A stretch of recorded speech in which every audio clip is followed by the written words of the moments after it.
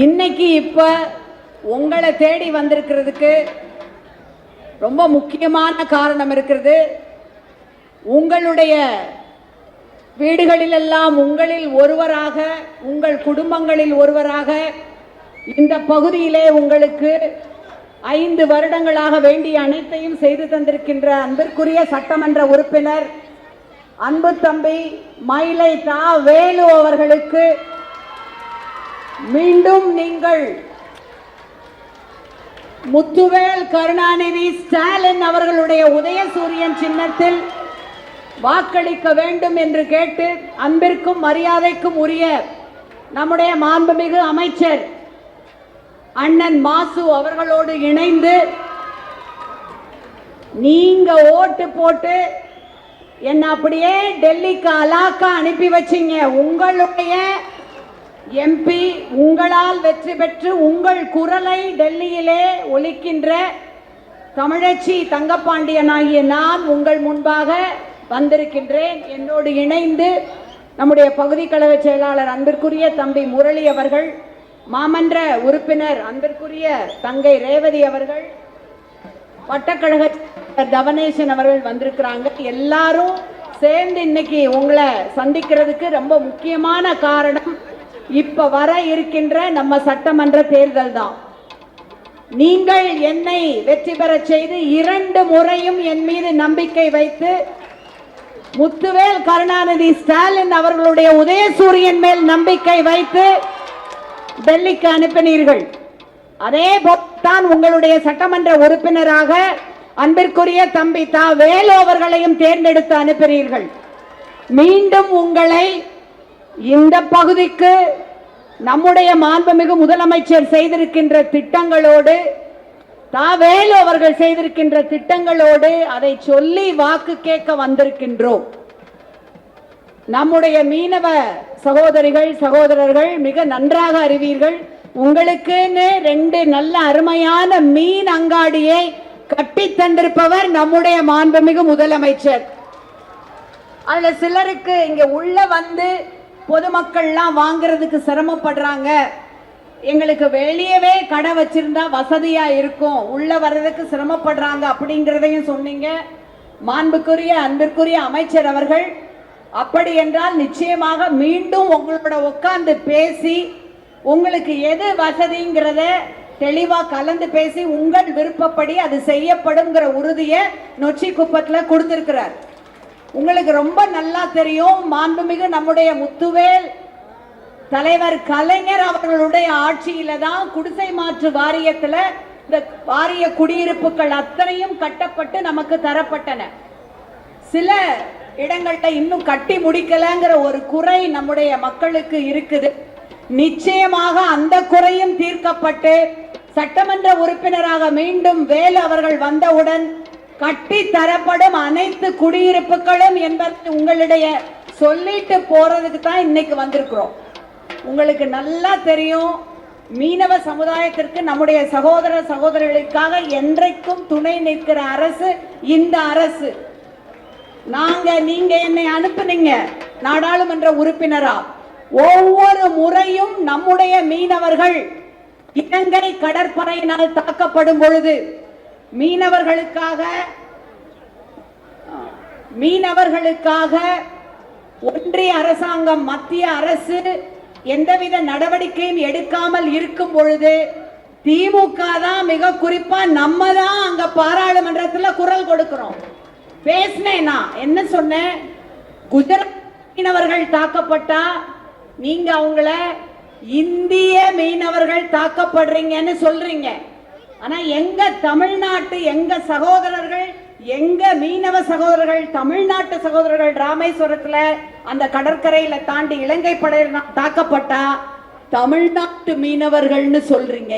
ஏன் இந்த பாகுபாடு அப்படின்னு கேட்டது திமுக பாராளுமன்றத்துல. ஒவ்வொரு முறையும் அந்த தாக்குதலை நிறுத்த வேண்டும், அவர்களுக்காக அவர்களிட்ட பிடிச்சு வச்ச படகுகளை திருப்பி கொடுக்கணும், இப்படியெல்லாம் கோரிக்கை வைத்தது அந்த ஒன்றிய பிஜேபிக்கு வலியுறுத்தியது திமுக.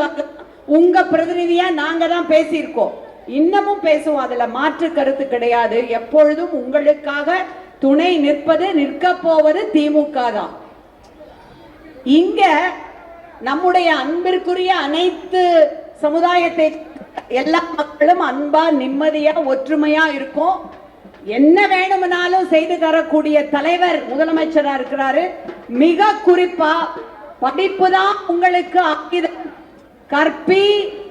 கற்பித்து ஒன்று சேர் போராடு என்று சொன்ன அண்ணல் அம்பேத்கரை நினைவு கூர்ந்து அவருடைய பெயரில் படைப்பகங்கள் நிறுவிய, அவருடைய படைப்புகளை மொழிபெயர்த்து தந்த, இன்னும் சொல்ல போனா நம்முடைய அந்த மாணவர்கள் ஸ்கில் டெவலப்மெண்ட்டுக்கு படிச்சு முடிச்சிட்டு பயிற்சி மேற்கொள்வதற்கு அண்ணல் அம்பேத்கருடைய பெயர்ல ஒரு திட்டத்தை கொண்டு வந்திருக்கிறாரு. திட்டம்னா கையில காசு கொடுக்கறது இல்ல, அவங்களுக்கு வவுச்சர் முறையில அவங்க மேல் படிப்புக்கான பணத்தை வவுச்சர் முறையில வாங்கிக்கலாம்னு கொண்டு வந்திருக்கிறதும் முத்தமிழறிஞர் தலைவர் கலைஞர் தான்.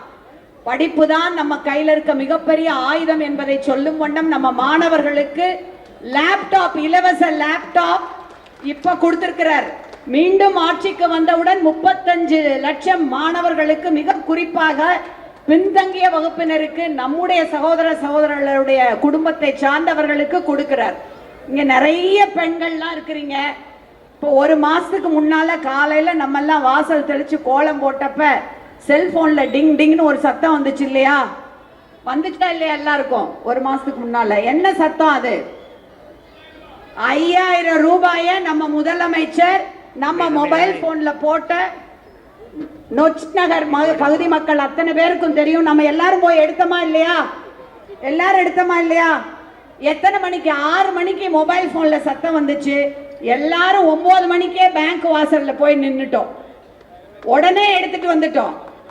ஏன் அப்படி எடுத்துட்டு வந்த உடனேனா, அங்க இருக்கிற பிஜேபி பிரதமர் மோடி அவர்கள் பேங்க்ல மினிமம் பேலன்ஸ் இல்லைன்னா அந்த பணத்தை எடுத்துக்குவாங்க. அப்படி ஒரு சட்டம் கொண்டு வந்திருக்காங்க. அதனால நம்ம முதலமைச்சர் கொடுத்த அந்த 5000 ரூபாய் உடனே போய் எடுத்துட்டோம். இனிமே நம்ம ஆட்சிக்கு நீங்கள்லாம் இங்க இருக்கிற உங்க முகத்தை பார்த்த உடனே தெரியுது, மறுபடியும் நம்முடைய முத்துவேல் கருணாநிதி ஸ்டாலின் தான் முதலமைச்சரா வருவார். வந்த உடனே நம்முடைய இந்த கலைஞர் மகளிர் உரிமை தொகையை எவ்வளவு ரூபாயா உயர்த்தி கொடுக்க போறாரு? 2000 ரூபாயாக உயர்த்தி கொடுக்க போறாரு. அதுல இருக்கிற வார்த்தையை கவனிச்சிங்களாமா? கலைஞர் உரிமை தொகை. கலைஞர் தான் நமக்கு எல்லாத்துக்கும் சொத்துல சமபங்கு இருக்குங்கிற சட்டத்தை 1989 கொண்டு வந்தவர். யார்கிட்டையும் போய் கேட்க வேணாம். பிறந்த வீட்டுல சரிபாதி சொக்குல பங்கு இருக்குன்னு கொண்டு வந்தது கலைஞர். அதனால அதுக்கு பேர் கலைஞர் மகளிர் உரிமை தொகை. உரிமைனா இப்ப உதாரணத்துக்கு நீங்க எடுத்துக்கோங்க, ஒரு நாளைக்கு எத்தனை தோசை சுடுறோம், இட்லி சுடுறோம் நம்ம எல்லாரும்? ஒரு நாளைக்கு வச்சுக்கோங்க 10 தோசை, ஒரு 2 இட்லி, அப்படின்னா ஒரு மாசத்துக்கு எவ்வளவு சுடுறோம்? ஒரு வருஷத்துக்கு எவ்வளவு சுடுறோம்? 13 வயசுல இருந்து ஒரு 45-50 வயசு வரைக்கும் எவ்வளவு தோசை சுட்டிருப்போம், பணியாரம் சுட்டிருப்போம், எத்தனை மீன் அவிச்சிருப்போம், எத்தனை வாட்டி மீன் குழம்பு வச்சிருப்போம். நம்ம கையில இப்படி காலங்காலமா இருக்கிற அந்த கரண்டி அப்படியே பிடுங்கிட்டு புஸ்தகத்தை கொடுத்தது நம்முடைய தந்தை பெரியாரும் அண்ணல் அம்பேத்கரும் கலைஞரும், இன்னைக்கு முதலமைச்சர் ஸ்டாலினும் தான். அப்போ உரிமையோட நம்ம செய்யற வேலைகளுக்கெல்லாம் சம்பளத்தை நம்ம எதிர்பார்க்கறது இல்லை. யாருகையும் எதிர்பார்க்காம 1000 ரூபாய் வாங்குகன்னு கொடுக்கிற முதலமைச்சர் இப்ப மறுபடியும் ஆட்சிக்கு வந்த உடனே இன்னொரு திட்டம் கொண்டு வந்திருக்காரு. இல்லத்தரசி கூப்பன் திட்டம். தெரியுமாமா அது உங்களுக்கு? மறுபடியும் தாவேலுவை நீங்கள் சட்டமன்ற உறுப்பினராக தேர்ந்தெடுக்கும் பொழுது முதலமைச்சர் நாற்காலியில் அன்பிற்குரிய நம்முடைய மதிப்பிற்குரிய ஐயா முதலமைச்சர் ஸ்டாலின் அவர்கள் அமரும் பொழுது 8000 ரூபாய்க்கு நம்முடைய பெண்களுக்கெல்லாம் கூப்பன் வழங்கப்படும். அந்த கூப்பனை நீங்க கடையில கொண்டு போய் கொடுத்து உங்களுக்கு வீட்டுக்கு வேண்டிய என்ன சாமானாலும் வாங்கிக்கலாம். பழசா போயிட்டா அந்த பழசா இருக்கிற சாமான கொடுத்துட்டு புதுசு வாங்கிக்கலாம். இது வெறும் காசு கொடுக்கிற சமாச்சாரம் இல்ல. ஒரு புடவை எடுக்கணும்னா எவ்வளவு நேரம் நம்ம செலவழிக்கிறோம், ஒரு வளையல் கம்மல் வாங்கணும்னா எவ்வளவு நேரம் செலவழிக்கிறோம். நம்ம போய் நம்ம இஷ்டத்துக்கு வாங்குறதா முக்கியம். நம்ம மதிக்கிற, நம்ம தேர்வை மதிக்கிற முதலமைச்சர் நீங்க போய் உங்களுக்கு பிடிச்சதை வாங்குங்கன்னு கொடுக்கிறாரு. கையில பணமா கொடுத்தா வேற யாராவது முன்னால இருக்கவங்க எல்லாம் வாங்கிக்கலாம். குடு அவசரத்துக்கு இங்க இருக்கிறவங்க பின்னால இருக்கவங்க எல்லாம். கூப்பான் கொடுத்தா உங்களுக்கு வேணுங்கிறத தான் நீங்க வாங்க முடியும். ஆகையால் உங்களுக்கு என்று மகளிருக்கு, நம்ம குழந்தைகள் படிப்பதற்கு புதுமை பெண் திட்டம் 1000 ரூபாய், தமிழ் புதல்வன் திட்டம் 1000 ரூபாய், மாற்றுத்திறனாளிகளுக்கு ஒரு குடும்பத்தை எடுத்துக்கிட்டீங்கன்னா முதியோருக்கு, முதிர்கண்ணிகளுக்கு, இப்படி அத்தனை பேருக்கும் அனைத்தையும் கொடுக்கின்ற நம்முடைய திராவிட மாடல் ஆட்சி தொடர வேண்டும் என்றால் நீங்கள் வாக்களிக்க வேண்டிய, ஆதரிக்க வேண்டிய சின்னம் உதயசூரியன். உங்களுடைய சட்டமன்ற உறுப்பினராக, உங்களில் ஒருவராக நீங்கள் தேர்ந்தெடுக்க வேண்டிய, மீண்டும் வெற்றி கொடுக்க வேண்டிய வேட்பாளர் அன்பிற்குரிய தம்பி மயிலை வேலு அவர்களுக்குத்தான் வெற்றி. யாருக்கு ஓட்டு? நமக்கு அண்ணனுக்கு. என்ன நம்ம சின்னம்? மீண்டும் முதலமைச்சர் முத்துவேல் கருணாநிதி ஸ்டாலின். வெல்லட்டும் தமிழ்நாடு, போராடும் தமிழ்நாடு வெல்லும்.